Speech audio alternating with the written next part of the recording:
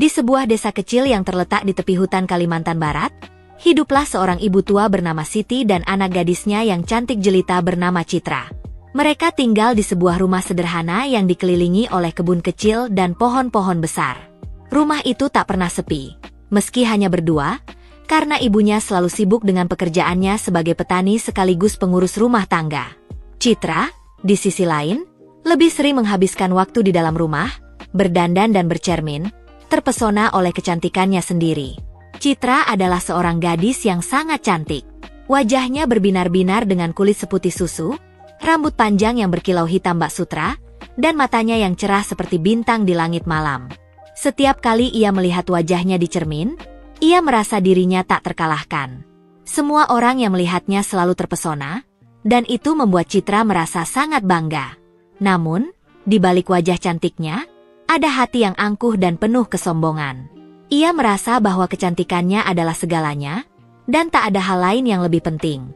Pagi itu, seperti biasa, Citra duduk di depan cermin besar yang terletak di kamarnya. Ia memandangi wajahnya dengan penuh kekaguman. Betapa cantiknya aku, pikirnya dalam hati. Semua orang yang melihatku pasti terpesona. Tak ada yang bisa menandingiku. Citra tersenyum puas, menikmati bayangannya yang sempurna di cermin. Ibunya Siti, yang sedang sibuk di dapur, mendengar suara tawa Citra dari kamar. Siti tahu bahwa putrinya sedang mengagumi dirinya sendiri. Seperti biasanya, hati Siti terasa berat. Ia sangat mencintai anaknya. Namun ia khawatir dengan sifat angkuh yang mulai tumbuh pada diri Citra.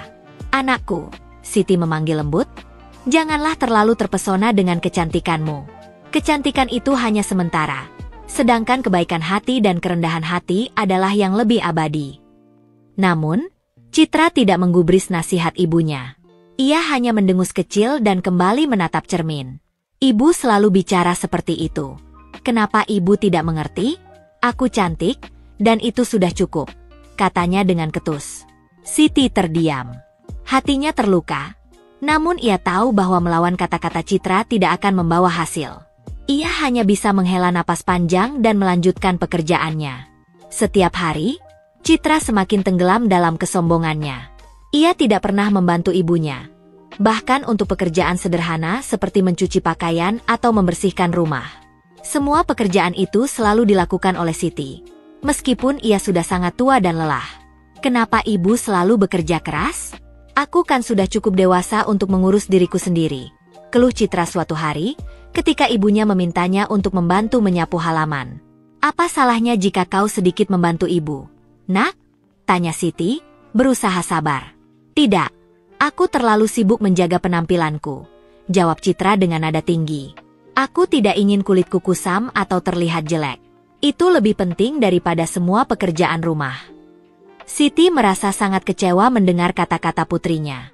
Ia mencoba mengingatkan Citra untuk belajar mandiri, untuk bisa hidup tanpa bergantung sepenuhnya pada orang lain. "Anakku," Siti berkata dengan lembut, "jika suatu saat nanti ibu sudah tiada, siapa yang akan mengurusmu? Kecantikanmu mungkin akan memudar, tapi kebaikan dan kebijaksanaan akan selalu ada dalam hati." Namun, Citra hanya tertawa sinis. "Ibu terlalu berpikir jauh. Aku tidak peduli jika ibu tidak ada. Aku bisa mengurus diriku sendiri." Siti menatap putrinya dengan mata penuh cinta. Meskipun hatinya hancur mendengar kata-kata itu. Ia tidak tahu apa yang harus dilakukan lagi. Setiap kali ia mencoba menasihati Citra, ia hanya mendapatkan penolakan dan ejekan. Dalam kesendiriannya, Siti hanya bisa berdoa kepada Tuhan, memohon agar anaknya sadar dan menjadi pribadi yang lebih baik. Suatu pagi, saat Siti sedang mempersiapkan sarapan, Citra datang dan memerintah ibunya untuk menyiapkan lulur dan air hangat. "Ibu, mana air hangat dan lulur untukku?" tanyanya dengan nada tinggi. "Aku tidak bisa memulai hari tanpa itu." Siti segera berdiri dan menuju ke dapur, berusaha memenuhi permintaan putrinya. Namun, hari itu ia sangat sibuk. Ia baru saja mencuci pakaian, memasak sarapan, dan menyapu rumah. "Maafkan ibu, Nak," jawab Siti. "Hari ini ibu sangat sibuk. Ibu belum sempat menyiapkan semuanya." "Terlalu banyak alasan, Ibu," Citra membentak. "Apa ibu pikir aku bisa menunggu? Aku harus menjaga kulitku tetap cantik." tidak seperti ibu yang kulitnya kusam dan tak terawat. Siti merasa hatinya hancur mendengar kata-kata itu. Namun, ia menahan air mata dan hanya berkata, "Cobalah sekali-kali membantu ibu nak. Tidak ada salahnya jika kau belajar sedikit mandiri." "Tidak, aku terlalu sibuk menjaga penampilanku," jawab Citra dengan kasar. Siti hanya bisa menggelengkan kepala, merasa sangat sedih dan tertekan. Ia berdoa lagi dalam hati, memohon kepada Tuhan untuk menyadarkan Citra sebelum semuanya terlambat. Pada suatu hari yang cerah, Citra mengajak ibunya untuk pergi ke pasar. "Ibu, aku ingin berjalan-jalan ke kota. Tapi ada syaratnya," kata Citra dengan suara yang sangat angkuh. "Aku mau ibu ikut. Tapi ibu harus berjalan di belakangku. Jangan sampai ada yang tahu kalau ibu adalah ibuku. Aku malu." Siti terkejut mendengar permintaan itu. "Tapi nak, aku tidak bisa." "Jangan banyak bicara, ibu. Lakukan saja apa yang aku katakan." Citra memotong ucapan ibunya. Siti hanya bisa menunduk, merasa hati kecilnya sangat sakit. Namun, ia tidak ingin membuat Citra semakin marah, jadi ia mengikuti keinginan putrinya. Mereka berjalan di pasar, dan setiap langkah Citra diikuti dengan tatapan kagum dari orang-orang. Banyak yang memuji kecantikan gadis itu.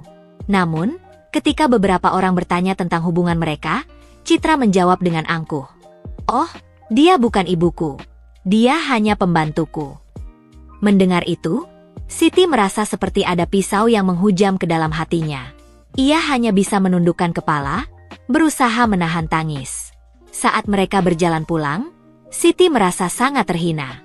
Ia tidak mengerti mengapa putrinya bisa begitu tega terhadapnya. Malam itu, Siti berdoa lebih khusyuk dari biasanya. "Ya Tuhan, aku tidak tahu harus berbuat apa lagi. Aku hanya bisa pasrah.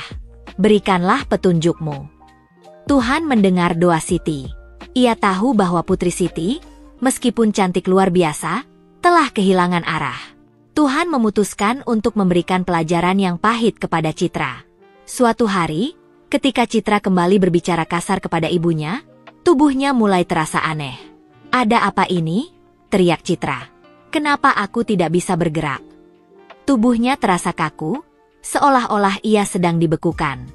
Siti mendekat dengan penuh kecemasan. "Anakku, ini mungkin hukuman dari Tuhan. Keangkuhanmu telah mencapai batasnya." Citra menatap ibunya dengan mata penuh ketakutan. "Ibu tolong, apa yang terjadi?" Namun, tubuh Citra semakin lama semakin kaku. Kakinya berubah menjadi batu, diikuti oleh seluruh tubuhnya. Pada saat terakhir, ketika tubuhnya hampir sepenuhnya berubah menjadi batu, Citra menangis. "Ibu, aku menyesal. Maafkan aku." Namun, penyesalan itu datang terlambat. Tubuh Citra akhirnya sepenuhnya berubah menjadi batu. Kini, batu itu dikenal sebagai batu menangis. Karena konon, setiap kali orang mendekat, mereka bisa mendengar suara tangisan yang keluar dari celah-celah batu. Cerita ini mengingatkan kita untuk selalu menghormati orang tua, terutama ibu. Jangan pernah merendahkan mereka atau mengabaikan nasihat mereka, karena mereka selalu berusaha yang terbaik untuk kita. Penyesalan selalu datang terlambat, dan seringkali kita hanya menyadarinya ketika semuanya sudah terlambat.